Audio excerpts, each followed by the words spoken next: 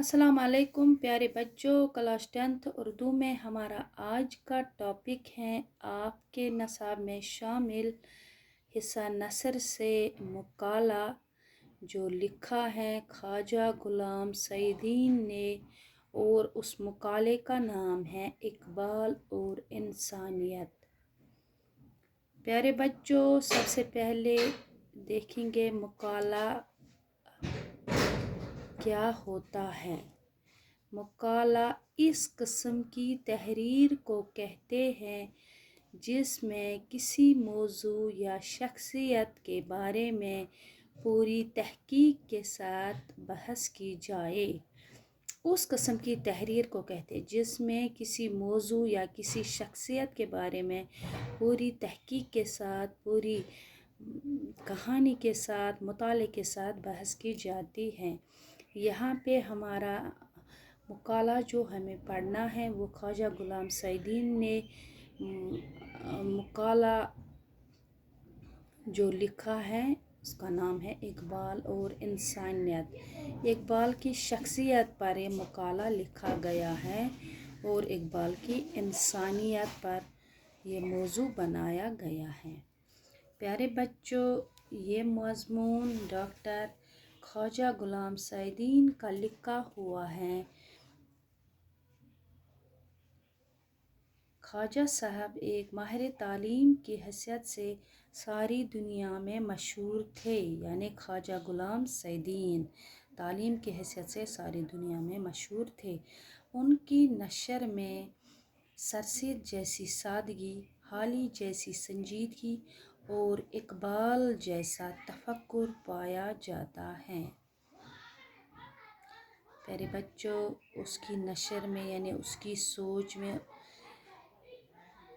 सरसिद जैसी सादगी, हाली जैसी संजीदगी और इकबाल जैसा तफक्कुर गौर खोज पाया जाता है। इसकी मतलब सारी इस नशर में, इसकी तहरीर में। प्यारे बच्चों, अपने इस मज़मून में ख्वाजा गुलाम सईदीन ने अल्लामा सर मोहम्मद इकबाल की शायरी और फ़लसफ़े का एक भरपूर जायज़ा लिया है। इस मुकाले में और फरमाते हैं कि जब हम इकबाल की शायरी का जायज़ा लेते हैं तो हमें उनकी शायरी में दो ख़ास बातें नज़र आती हैं। एक ये वो एक बेहतर इंसान का वजूद चाहते हैं और दूसरी ये कि वो एक बेहतर समाज की तश्कील चाहते हैं।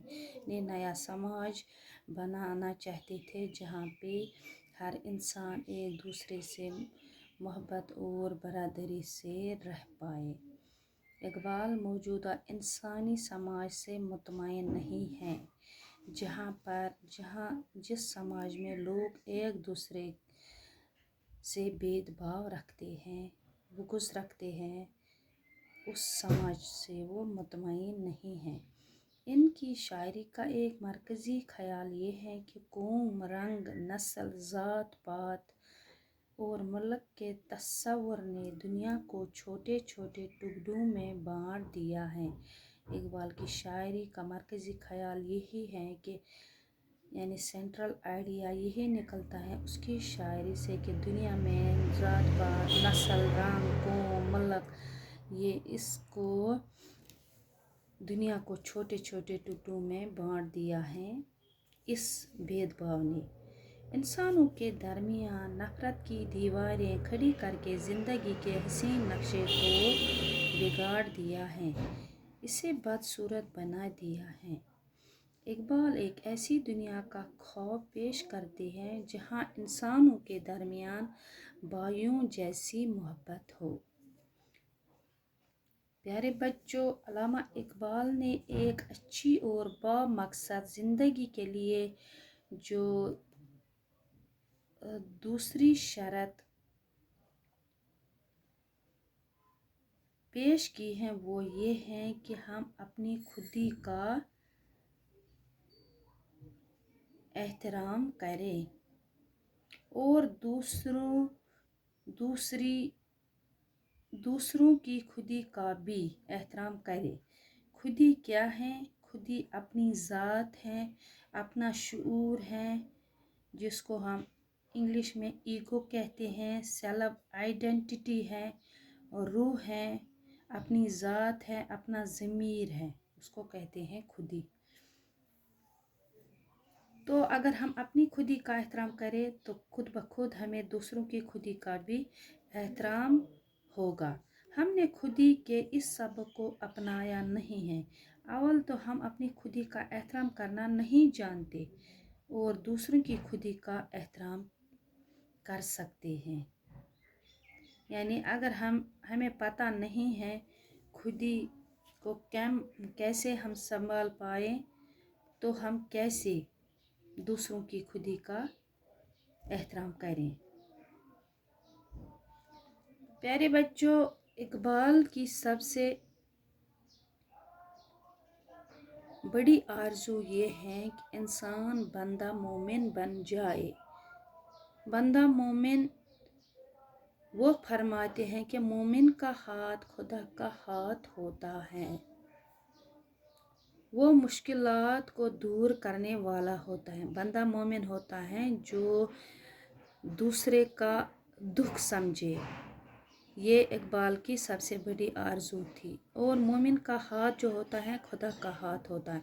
और बंदा मोमिन वही होता है जो दूसरों के दुख दर्द दूर करता है और जिसमें मौला जैसी सफ़ात होती है।